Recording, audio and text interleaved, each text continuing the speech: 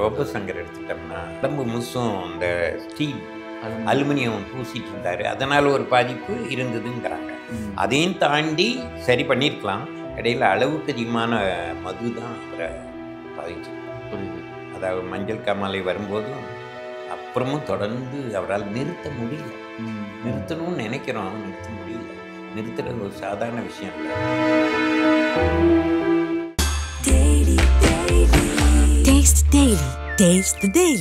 தலைமுடி குறைவு காரணமாக நம்பிக்கை குறையுதா? இப்போதே ஃபாலிக்கல் ஏர் டிரான்ஸ்பிளான்டில் நவீன ஏர் டிரான்ஸ்பிளான்ட் சிகிச்சை. இன்றே அழைக்கவும், நாளை நம்பிக்கையுடன் புன்னகையிட. எத்தனை பேர் குடும்பத்தை நம்ம அது அழிக்குது. தன் உடலை மட்டும் இல்லை, தன் குடும்பத்தையும் சேர்த்து அழிக்குது. இந்த மது, புகை இதெல்லாம் வந்து உடல்ல ஒரு டாக்ஸிக்கை உள்ள உருவாக்கி வச்சிருக்கோம். அது மீண்டும் மீண்டும் அதை நோக்கியே போகும். நம்ம முகமது அலியை பாருங்க, அளவுக்கு அதிகமாக எவ்வளவு பெரிய மாஸ்டர் அவர், எவ்வளோ பெரிய அளவு சாதனை பண்ணவர். உடம்புல அடி வாங்கி வாங்கி வாங்கி அந்த நரம்புகளெல்லாம் அப்படியே ஒரு மாதிரி ஆயிடுச்சு. அந்த நரம்புகளில் தாக்க வரும்போது ஒன்றுமே பண்ண முடியாது. நீங்கள் தட்டி பாருங்களேன், இந்த இடத்துல இது ஒரு 5 டைம்ஸ் 50 நேரம் தட்டினீங்கன்னா ரத்த ஓட்டம் அதிகரி. ஃபேஸில் தட்டினா ஃபேஸ் நல்லா பளபளன்னு ஃப்ரெஷ்ஷாக இருக்கும். ஆமாம், மனசு நீங்கள் நினைக்கிற மாதிரி இல்லை. ஆயிரக்கணக்கான கீறல் நம்ம மனசில் இருக்குது, ஆயிரக்கணக்கான காயங்கள் இருக்குது, எத்தனையோ சுமைகள் இருக்குது. இத்தனையும் நம்ம தாங்கிட்டு தான் இருக்கோம். அதை தாங்கிறதுக்கு முடியாமல் தான் அப்பப்போ நம்ம ஒரு என்டர்டெயின்மெண்ட்டை நோக்கி போகிறோம். அதை மறக்கிறதுக்காக எத்தனையோ வழி பண்ணுறோம். ஆனால் உள்ள அழுத்தம். ரீப்ளே நேயர் வணக்கம், நான் உங்கள் விக்ரம். இன்றைக்கி நம்ம கூட யார் இருந்திருக்கேன்னு பார்த்தீங்கன்னா ஒரு ஸ்பெஷல் பர்சன், ஸ்பெஷல் கெஸ்ட் தான் நம்ம கூட இருக்காங்க. யாருன்னு பார்த்தீங்கன்னா ஜென் சவுந்தரராஜன் அவர்கள் தான். வணக்கம் சார். வணக்கம். மக்கள் வந்து பார்த்தீங்கன்னா ஒரு சந்தேகத்தில், ஒரு குழப்பத்தில் இருக்காங்க. என்னடா நேம் வந்து பார்த்தீங்கன்னா ஜென் சவுந்தரராஜன் சொல்லிட்டு ஏதோ பையனை கூப்பிட்டு வந்து உட்கார வச்சிருக்கீங்க, அவருக்கு இந்த தாடி இதெல்லாம் இருக்காது, இது பார்த்தா அவர் தானா அப்படின்ற மாதிரி ஒரு குழப்பத்தில் இருக்காங்க. சொல்லுங்க சார், நீங்கள் தான் சொல்லிட்டு. ஒரு சின்ன மாற்றம் தான். ஓகே, சரி, தாடி தான் வச்சு. ஏன் சார் திடீர்னு இந்த மாற்றம்? ஒரு சின்ன சேஞ்ச். நான் கேள்விப்பட்டிருக்கேன் நிறைய பேர் தாடி வச்சா மெச்சூரிட்டியா தெரிவாங்கட்டு. ஆனா நீங்க தாடி வச்சோடனே இன்னும் எங்க தெரியாது. ஓகே, நான் ஆக்சுவலா வந்து பாத்தீங்கன்னா இந்த கேள்வி கேட்கக்கூடாதுன்னு நானும் எவ்வளவு நினைச்சிருப்பேன். சரி, இந்த 73 வயசா சார்? 75. 75 வயசுல வந்து பாத்தீங்கன்னா எப்படி சார் இவ்வளவு எங்க இருக்கீங்க? இது எத்தனை தடவை கேட்டேன், இப்பயும் கேட்கறேன். சொல்லுங்க சார். உணவு, உடற்பயிற்சி, வாழ்க்கை விதிமுறைகளை கரெக்டாக கடைபிடிக்கக்கூடிய அந்த ஒழுக்கம். புரியுது. அதுதான். Okay sir. இந்த நேர்காணலில் நம்ம எப்பவுமே ஹெல்த்தை பற்றி பேசுவோம். ஆனால் ஹெல்த்து வந்து பார்த்திங்கன்னா இப்போது குறிப்பிட்ட ஒரு சில நபர்களை வச்சு பேசலாம். ஏன்னா நம்ம ஆஹா ஓஹோன்னு நினச்சவங்க எல்லாருமே இப்போ ரொம்ப உடம்பு முடியாமல் இருக்காங்க. உதாரணத்துக்கு வந்து பார்த்திங்கன்னா உசேன் போல்ட் அவர்கள், அவர் மின்னல் வேக மனிதன் சொல்லுவாங்க. 8 தங்கப்பதக்கம் வாங்கியிருக்காரு. அது வந்து பார்த்திங்கன்னா 100 மீட்டர்ஸ் தூரத்தை வந்து பார்த்திங்கன்னா 9.58 வினாடிலேயே வந்து கிராஸ் பண்ணியிருக்காரு. உலக சாதனை படிச்சிருக்காரு. அப்படி இருந்த நம்ம நபர் வந்து பார்த்தீங்கன்னா இப்போ ஒரு படி ஏறுறதுக்கே வந்து 39 வயசு. அந்த வயசுல ஒரு படி ஏற முடியல, மூச்சு வாங்குதுன்னு சொல்லி பேட்டி கொடுக்கும்போது ஆச்சரியமா இருக்கு. என்ன ஆச்சு சார் அவருக்கு? என்ன, ஒன்றுமே இல்லை. எப்படின்னா நம்ம உடலுக்கு ஒரு லிமிட் இருக்கு, நம்ம அதை தாண்டுறோம். ஒன்று. ரெண்டாவது வந்து எப்படி நம்ம உடல் வந்து நமக்கான ஒரு சப்போர்ட் பண்ணுது. ஸ்பீடு வேணால் ஸ்பீடு கொடுக்குது, எவ்வளோ வேணாலும் சில முடிஞ்ச அளவு சப்போர்ட் பண்ணுது. நம்ம அதை உடலை வச்சு நம்ம சாதனை பண்ணணும்னு நினைக்கிறோம். இந்த மாதிரி ஓட்டத்து மூலமாகவோ, ரன்னிங்லேயோ, இல்லை பாடி பில்டிங்லேயோ, குத்து சண்டையிலையோ, இது மாதிரி அளவுக்கு அதிகமாக உடலை நம்ம பயன்படுத்தும் போது ஒரு பீரியடுக்கு அப்புறம் அது டல்லாக இருக்க ஆரம்பிக்கும். ஒன்று. ரெண்டாவது பாயிண்ட் என்னென்னா, அது நம்மகிட்ட தொடர்ச்சியாக லாங் டைமாக பண்ணாமல் ஒரு பீரியடுக்கு அப்புறம் அப்படி நிறுத்திடுறாங்க. ஓகே, அது ஒரு காரணம். இப்போ நீங்கள் பார்த்தீங்கன்னா நிறைய பேர் நம்ம கராத்தே மாஸ்டர்லாம் பார்த்துருவீங்க, பிளாக் பெல்ட் 30 வயசு வரைக்கும் செமையாக ஆசை தீர எவ்வளோ ஒர்க் அவுட் பண்ணுமோ அவ்வளோ பண்ணியிருப்பாங்க. நிறைய புஷ்அப்ஸ் எடுத்திருப்பாங்க, நிறைய கிக் பண்ணியிருப்பாங்க. இப்போ பார்த்திங்கன்னா பயங்கர உடம்பாக இருப்பாங்க. சுகர் இருக்கோ, ப்ரெஷர் இருக்கோ, என்னென்னா அந்த 30 வயசுக்கு அப்புறம் தொடுறதே இல்லை, அந்த பக்கமே போகிறதில்லை. புரியுது. கன்சிஸ்டன்சி, உடல் ஆரோக்கியங்கிறது லாங் டைம் கண்டினியூவாக தொடர்ச்சியாக பண்ணிகிட்ருக்கணும். அளவுக்கு அதிகமாக பண்ணக்கூடாது. புரியுது. அதே தான் இவர்கிட்டயும் நடந்திருக்கு இல்லையா? அது உடம்புன்றது ஒரு மிஷின் தான் இல்லையா? ஒரு அளவுக்கு தானே, அதுக்குன்னு கெப்பாசிட்டி எவ்வளோ அடித்தாலும் தாங்குவேன்னுட்டு முடிஞ்ச அளவு தாங்குதே, மேலும் மேலும் அடிச்சுட்டே இருக்கிறது, புரியுது. அப்படியே நிறுத்திடுறது, ரெண்டுமே பாதிக்கும். புரியுது. ப்ரூஸ்லி எடுத்துட்டிங்கன்னா 39 வயசு 40 வயசுக்கு முன்னாடியே அவரும் அப்படி தான். அது என் பல காரணம் சொல்லுது. ஆனாலும் அவர் அதிகப்படியாக உடலை பயன்படுத்தினது ஒரு காரணமாக இருக்கலாம்ங்கிறதையும் நம்ம மனசில் எடுத்துக்கணும். உணவு முறையிலும் அவர் அதிகமாக பச்சையாகவே நிறைய மாமிசம் சாப்பிடுவாருன்னு சொல்லி கேள்விப்பட்டிருக்கேன். பால் கூட மாமிசத்தை போட்டு அரைச்சி குடிப்பாருன்னு. ஆமாம், இல்லை அவர் ஒர்க் அவுட்டுக்கு என்ன போட்டாலும் செரிமானம் ஆகும். அப்பவும் ஒரு அளவு நமக்கு ஒரு ஹார்ட் இருக்குது, ஒரு லிவர் இருக்குது, கிட்னி இருக்குது, இது எவ்வளோ முடியுமோ நமக்கு சப்போர்ட் பண்ணுது. அதையும் தாண்டி நம்ம இன்னும் அதிகமாக யூஸ் பண்ணால் என்ன ஆகும்? தாங்காதில்ல. புரியுது. நம்ம முகமது அலியை பாருங்கள், அளவுக்கு அதிகமாக எவ்வளவு பெரிய மாஸ்டர் அவர், எவ்வளோ பெரிய அளவு சாதனை பண்ணவர். உடம்புல அடி வாங்கி வாங்கி வாங்கி அந்த நரம்புகளெல்லாம் அப்படியே ஒரு மாதிரி ஆயிடுச்சு. உடல்னாலே நரம்பு தாங்க. நரம்பு உள்ளே இருக்க ஆர்கன்ஸும் வேலை செய்கிறத பொறுத்து தான் இருக்குது. அந்த நரம்புகளில் தாக்க வரும்போது ஒன்றுமே பண்ண முடியாது. பொதுவாக வந்து நாங்கள் தட்டு வருமானு சொல்லுவோம். பைடா லாஜிங்னு சைனீஸோட ஒரு மெத்தட். பைடா லாஜிங்னு சொல்லுவாங்க. தட்டுறதன் மூலமாக உடம்பு ஆரோக்கியமாக வைக்கலாம். ஓகே, நீங்கள் தட்டி பாருங்களேன், இந்த இடத்துல இது ஒரு 5 டைம்ஸ் 50 நேரம் தட்டினீங்கன்னா ரத்த ஓட்டம் அதிகரிக்கும். ஓகே, மோஸ்ட்லி ஃபேஸில் தட்ட சொல்லுவாங்க. ஃபேஸில் தட்டினா ஃபேஸ் நல்லா பளபளன்னு ஃப்ரெஷ்ஷாக இருக்கும். ஆமாம், ஃபேஸில் தலையில் எந்த இடத்துல வேணுமோ அந்தந்த இடத்துல தட்டணும். உடம்பு முழுசும் தட்டலாம். தட்டுனா அழுத்துனா உடம்புல அந்த நரம்புகள் ரத்த குழாய்கள்லாம் ஒரு ரீஃப்ரெஷ் ஆகும். அதுக்கு ஒரு லிமிட் இருக்குல்ல, அதையும் தாண்டிட்டு வாங்கிட்டே இருந்தால் என்ன ஆகும்? இவ்வளவுதான். அது மாதிரி எல்லாத்துக்கும் அந்த லிமிட் இருக்குது. லிமிட் தாண்டி போகும்போது பாதிக்கணும். என்னதான் அவங்க நம்ம சூப்பர் ஹீரோவாக பார்த்தாலுமே அவங்க ஒரு சாதாரண மனுஷன் தான். அவங்களுக்கு இருக்க ஆர்கன்ஸ் தானே இருக்குது. நம்ம எஸ்டீமாக அவங்கள பற்றி நம்ம நம்புவோம், ஆனால் அதுக்கு ஒரு லிமிட் இருக்குது. புரியுது. நீங்கள் நம்ம இவரை பார்த்தீங்கன்னா, நம்ம இந்தியாவில் பிறந்ததுல மிக அதிகமாக எனக்கு தெரிஞ்சு வாழ்ந்தவர்னு சொல்கிறவர் மனோகர், வெஸ்ட் பெங்காலில் இருந்தார். ஒரு பாடி பில்டர். ஓகே, ஆமாம், குள்ளமனவர், 5 அடி கூட இருக்க மாட்டார். 75 வயசில் உலக ஆணழகன் போட்டியில் ஜெயிச்சார். பெரிய ஆச்சரியம் இல்லை. 103 வயசு வரைக்கும் இருந்தார். அவ்வளோ நல்லா. ஏன்னா அவர் அளவுக்கு அதிகமாக எதுவும் பண்ணுறதில்ல. அவர் உணவெல்லாம் நார்மலாக தான் எடுத்துகிட்டு இருந்தார். அளவுக்கு அதிகமாக ப்ரோட்டீன் எடுக்கிறது, வேறு ஸ்டீராய்டு அப்படி எதுக்கும் அவர் போகலை. அதனால் அவர் லாங் டைம் அவர் வாழ முடிஞ்சது, பெரிய சாதனை படைத்தார். ஆனால் அந்த உடம்பு வந்து பார்த்தீங்கன்னா ஸ்டீராய்டு எடுத்த மாதிரி தான் இருக்கும் இல்லையா? ஆனால் நார்மலான டயட்லேயே தான் அவரை கொண்டு வந்திருக்காரு. அவர் நல்ல கட்டுப்பாடாக இருந்து நீண்ட நாள் அவர் அந்த பயிற்சிகளை தொடர்ச்சியாக 96, 98 வயசுலன்னா தொடர்ச்சியாக பண்ணிட்டு இருந்தார். 1914 பிறந்தார் இல்லையா? ஆமாம், அப்போல்லாம் ஸ்டீராய்டுலாம் ஒன்றுமே இருக்குது. அப்போல்லாம் அதிகமாக ஒன்று இருந்திருக்காரு. அப்போ கூட பெரிய எல்லாத்த போல் ஹெவியான டயட்லாம் அவர் எடுக்கலை. ஒரு அளவுக்கு நார்மல் டயட் தான் எடுத்தார். பாடி பில்டர் கேள்வி. ஆமாம் ஆமாம், நல்ல உடம்பு பாரு. இப்போ வந்து பார்த்தீங்கன்னா 2 காலமே செய்யறது, நடக்க முடியல, வீல் சேரில் போயிட்டு இருக்காரு, ஸ்டிக் வச்சு நடக்கிறாரு. அவங்களாம் உடம்பு நல்லா ஹெல்த்தியாக பார்த்துட்டாங்க தானே, அவங்களுக்கு ஏன் எப்படி ஆகுது? அவங்களும் அப்படி தான்.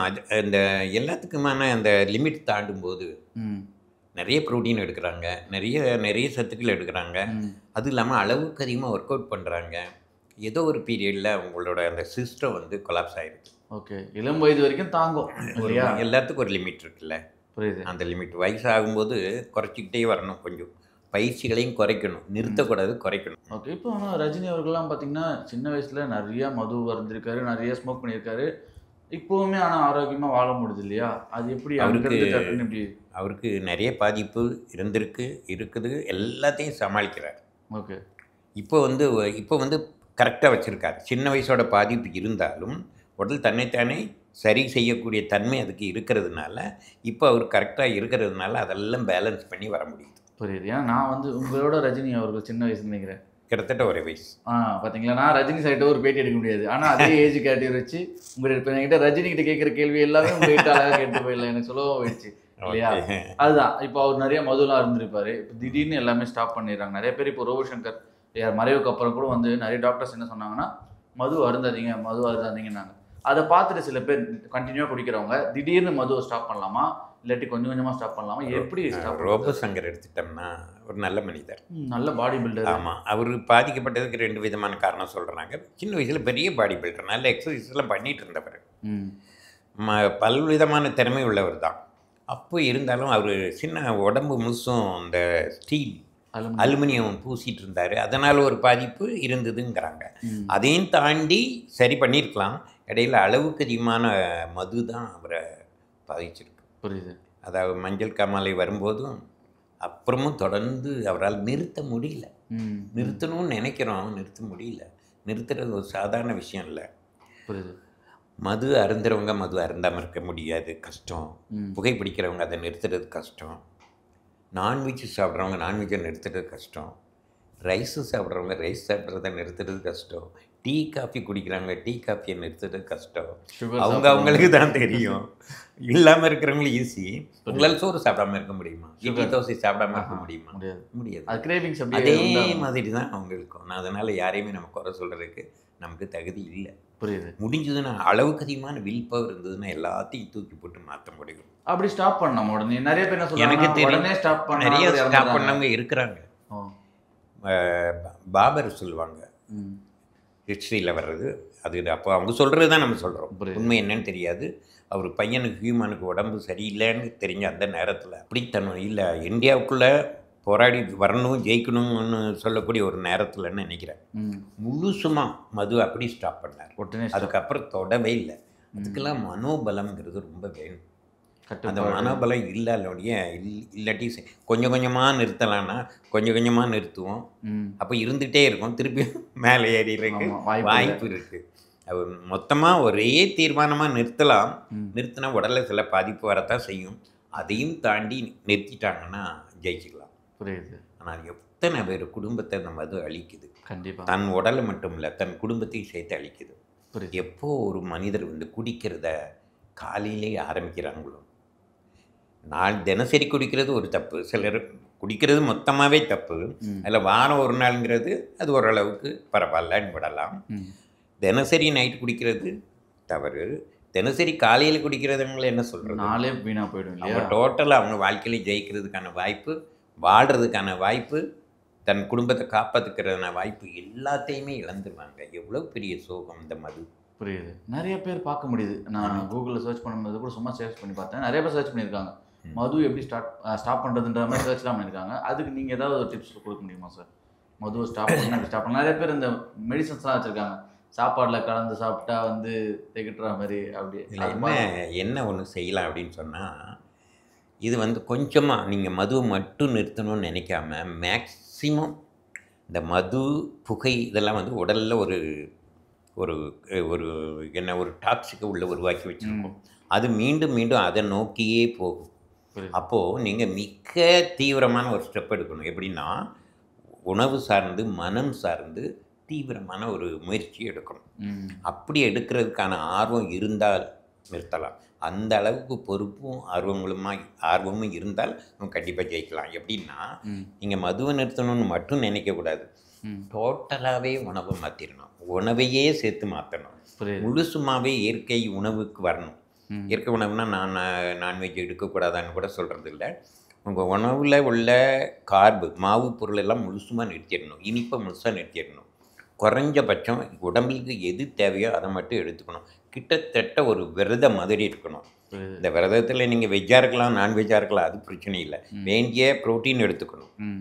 அது போக நமக்கான அந்த மாவு பொருளுங்கிறதும் சர்க்கரை பொருளையும் முழுசாக நிறுத்தி நிறைய காய்களும் பழங்களும் எடுத்திங்கன்னா கிட்டத்தட்ட அதையும் சேர்த்து நிறைய மூச்சு பயிற்சி பண்ணி தியானம் பண்ணி முழுசாக இப்போ கிட்டத்தட்ட நம்ம ரஜினி அந்த மாதிரி தானே பண்ணிகிட்ருக்காரு. முழுமையான ஒரு தியானத்துக்கும் ஒரு அறவாழ்வுக்குள்ளே வந்தீங்கன்னா எல்லாத்தையும் விட்டுட்டு மற்றவங்களுக்கு இவங்களுக்கு சம்மந்தமே இல்லாத அளவுக்கு முழுசாக மாறினாங்கன்னா அதோடு சேர்த்து மதுவும் வெளியே போயிடும். ஏன்னா இந்த உடம்புல இருக்க டாக்ஸினை வெளியேற்றக்கூடிய உணவுன்னு ஒரு உணவு முறை இருக்குது. முழுமையாக பழங்கள் காய்கள் ஜூஸ் இப்படி குடிக்கிட்டு இருந்தீங்கன்னா உடலில் இருக்க டாக்ஸின் வெளியே போயிடும். இப்போ அவங்க உடலில் இருக்கக்கூடிய அந்த அந்த டாக்ஸிக் இருக்கு இல்லையா மதுவினால், அதுவும் முழுசுமாக கொஞ்சம் கொஞ்சமாக வெளியே போயிடும். கொஞ்சம் நெஞ்சம் ஸ்டெப் எடுக்காது, முழு தீவிரமான ஸ்டெப் எடுத்தோம்னா அதுலேருந்து அவங்களால வெளியே வரும். கேட்குறது தப்பாக நீங்கள் ஏதாவது ட்ரிங்க்ஸ் பண்ணியிருக்கீங்களா உங்கள் காலத்தில்? ட்ரிங்க்ஸ் பண்ணிட்டு நீங்கள் வந்திருக்கீங்களா இல்லை நீங்கள் தொட்டதே இல்லையா? டேஸ்ட் பார்த்துருக்கோம் வெளியே. ஓகே. அதெல்லாம் தலையே வலிக்குது. எப்படி இது குடிக்கிறாங்க எப்படி செய்கிறாங்கங்கிறது எனக்கு புரியல. இன்னொரு முக்கியமான ஒரு விஷயம், எனக்கு பிடிக்காத முக்கியமான ஒரு விஷயம் என்ன தெரியுமா, நம்ம கண்ட்ரோலில் எது இல்லையோ அது எனக்கு பிடிக்காது. கரெக்டாக சொன்னீங்க. எதுனா கனவு இருக்குல்ல, கனவு எனக்கு பிடிக்கும். கனவு நம்ம கண்ட்ரோலில் கிடையாது. சினிமா பார்த்தோம்னா அது நம்ம கண்ட்ரோலில் கிடையாது. இதுவே எனக்கு பிடிக்காது. ஏன்னா நம்ம அதில் போய் ஆல்டர் பண்ண முடியாது. அதே மாதிரி ட்ரிங்க்ஸ் அடித்தா நம்ம கண்ட்ரோல் கிடையாது. நான் சில நேரங்களில் நான் டெஸ்ட் பண்ணி பார்க்கும்போது என்ன நடக்குதுன்னா, ஒரு கனவுல எப்படி ஒரு நம்மளால் என்ன இயலாமை இருக்கும்ல, நம்ம கட்டுப்பாடு திங்கிங்க நம்ம கட்டுப்பாடு அந்த லிங்க் இருக்காது. லிங்க் கட் ஆகும். நீங்கள் தூக்கம் வருதுனாலே லிங்க் கட் ஆகும் உங்களுக்கு. அதனால தான் உங்களால் சிந்தனையெல்லாம் சரியாக இருக்காது. அதே மாதிரி அந்த ட்ரிங்க்ஸ்லையும் சிந்தனையில் அந்த ஒரு ஒன்றுக்கு ஒன்று தொடர்பு கட்டாயிடும். அதை கெடுத்துருது. அந்த நிலைமையில் எப்படி ஒரு சுகத்தை அவங்க பார்க்குறாங்கன்னு தெரியல. அது வந்து சுகமான நிலை கிடையாது. தன் கையில் இருக்கக்கூடிய கண்ட்ரோல் இழந்த ஒரு நிலை. நீங்கள் பூமியில் கால் பதிச்சு இருக்கிற வரைக்கும் உங்கள் கண்ட்ரோல், பூமியிலேருந்து உங்கள் காலை தூக்கிட்டாங்கன்னு உங்கள் கண்ட்ரோலில் இல்லை. அதே மாதிரி ஒரு நிலை தான் தண்ணடிக்கிற நிலை. அந்த நிலையை எப்படி ரசிக்க முடியும்? அதில் என்ன சுகம் இருக்க முடியும்னு எனக்கு புரியல. நீங்கள் அப்படி சொல்கிறீங்க, தன்னிலை மறந்து இருக்காங்கன்னு சொல்கிறீங்க. அப்படி இருந்துமே ஏன் சார் அந்த மதுவை தேடி போகிறாங்க? அதுதான் அதில் முக்கியமான ஒரு பாயிண்ட்டு. தண்ணி அடிக்க செரட்டோன் சுரக்கும்னு சொல்லுவாங்க. செரட்டோன்னா தியானத்தில் வர்றது. ஓகே. தியானத்தில் செரட்டோன் சுரக்குதுன்னா தண்ணி அடித்தாலும் செரட்டோன் சுரக்குன்றாங்க. அது என்ன அப்படின்னா, உங்களுக்குள்ளே ஒரு சுமை இருந்துக்கிட்டே இருக்குது, உங்களுக்குள்ளே ஒரு அழுத்தம் இருந்துக்கிட்டே இருக்குது. அந்த அழுத்தம் உங்களுக்கு தெரியுமா? தெரியாது. எப்படி நான் சொல்லட்டுமா? நீங்கள் வந்து ஜெயிண்ட் வீலில் போயிருக்கீங்களா? போயிருக்கீங்களா? அப்படியே கீழே இறங்கும் போது வயிற்றுக்குள்ள குறுகுறுப்பு, அந்த குறுகுறுப்பு கொஞ்சம் பயம், கொஞ்சம் நல்லா இருக்கும், வித்தியாசமான ஒரு ஃபீல் வருதா? அது ஏன் வருது? அது கிராவிட்டி கீழே போகிறதுனாலயா? அந்த கிராவிட்டி நமக்கு இல்லாமல் போயிடுது. உங்களில் தலைக்கு மூளையே 1.5 கிலோ வெயிட் இருக்குது, லிவர் 1.5 கிலோ வெயிட் இருக்குது, இதெல்லாம் சேர்ந்து ஒரு பெரிய வெயிட் இருக்குது. அந்த வெயிட்டெல்லாம் எங்கே தங்கி முதுகில் தாக்கு பிடிக்கிற மாதிரி முன்னாடி வயிற்றில் அழுத்திக்கிட்டே இருக்கும். இந்த அழுத்தங்கிறது வயிற்று பகுதியில் இருந்துகிட்டே இருக்கும். அப்படியே ஒரு பொருள் கீழே நீங்கள் கீழே விழுகிறீங்க, அந்த விழும்போது விழும் பொருளுக்கு எடை கிடையாது. இந்த எடையெல்லாம் வயிற்றில் அழுத்துது இல்லை, அந்த அழுத்தம் வயிற்றில் இல்லாததுனால உங்களுக்கு ஒரு விதமான ஒரு ஃபீல் வரும். புரியுது. இதே மாதிரி தண்ணி அடிக்கும்போது என்ன நடக்குது தெரியுமா? உங்களுக்குள்ள அந்த அழுத்தம், உங்களுக்குள்ள ஏகப்பட்ட ஒரு பிரேக்கப், எல்லாத்துக்கும் பிரேக்கப் இருக்கலாம், எத்தனையோ ஏக்கங்கள், எத்தனையோ பயங்கள், எத்தனையோ எதிர்பார்ப்புகள், எல்லாமே சுமைகள், எத்தனையோ நம்ம மனசு நீங்கள் நினைக்கிற மாதிரி இல்லை. ஆயிரக்கணக்கான கீறல் நம்ம மனசில் இருக்குது, ஆயிரக்கணக்கான காயங்கள் இருக்குது, எத்தனையோ சுமைகள் இருக்குது. இத்தனையும் நம்ம தாங்கிக்கிட்டு தான் இருக்கோம். அதை தாங்கிறதுக்கு முடியாமல் தான் அப்பப்போ நம்ம ஒரு என்டர்டெயின்மெண்ட்டை நோக்கி போகிறோம். அதை மறக்கிறதுக்காக எத்தனையோ வழி பண்ணுறோம். ஆனால் உள்ள அழுத்தம் இருந்துகிட்டே இருக்குது. அந்த அழுத்தத்தை நீக்கிறதுக்கு அந்த குடிக்கிற அந்த நேரத்தில் அது எதுவுமே உள்ளே வராது. இது குடித்தா தைரியம் வரும், கோபம் வரும்லாம் சொல்கிறாங்க. ஏதோ ஒரு உணர்வு இருந்தால் அந்த உணர்வு பீக் ஆகும். ஓகே. மற்றபடி எல்லாமே உங்களுக்கு டெய்லி கட்டாயிரும். அப்போது உங்களுக்குள்ள உள்ள அந்த சுமைகள் எப்படி உங்கள் வயிற்றுக்குள்ளே ஒரு குருகுருப்பு வந்துச்சோ, அதே மாதிரி உங்கள் சுமைகளெல்லாம் கட்டான உடனே ஒரு ஹாப்பினஸ். புரியுது. அப்போது இதே மாதிரி தண்ணி அடிக்காமலே கட்டாக முடியுமான்னு தியானத்தில் பண்ண முடியும். நீங்கள் ப்ரெசண்ட்டில் இருந்தீங்கன்னா, கடந்த காலம் எதிர்காலம் எதை பற்றியுமே நீங்கள் நினைக்காமல் இருக்க பழகிட்டீங்கன்னா, தண்ணி அடிக்காமலே தண்ணி அடித்ததோட சந்தோஷமான நிலையில் இருக்க முடியும். புரியுது. Okay sir. தண்ணி இதெல்லாம் சித்தர்கள் அதிகமாக சொல்லியிருக்காங்க. கல்லுண்டதை போல ஒரு சுகத்தை நம்ம அனுபவிக்க முடியும் தியானத்தில் அப்படின்ட்டு. நம்ம நேர்காணல் நிறைய விஷயங்களை பகிர்ந்துட்டீங்க, மக்களுக்கு ரொம்ப யூஸ்ஃபுல்லாக இருக்கும். ஓகே வியூவர்ஸ், நீங்கள் நிறைய கொஸ்டின்ஸ் நீங்கள் ஆல்ரெடி கேட்டிருந்தீங்க, அதெல்லாம் நான் கேட்டுட்டேன். இன்னும் உங்களுக்கு ஏதாவது கொஸ்டின்ஸ் இருந்துச்சுன்னா கீழே கமெண்ட் செக்ஷனில் தெரியப்படுத்துங்க.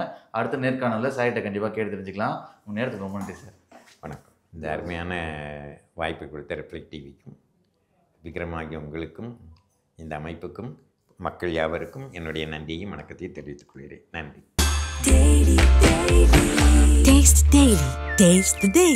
தலைமுடி குறைவு காரணமாக நம்பிக்கை குறையுதா? இப்போதே ஃபாலிக்கல் ஏர் டிரான்ஸ்பிளான்ட்டில் நவீன ஏர் டிரான்ஸ்பிளான்ட் சிகிச்சை. இன்றே அழைக்கவும், நாளை நம்பிக்கையுடன் புன்னகையிட.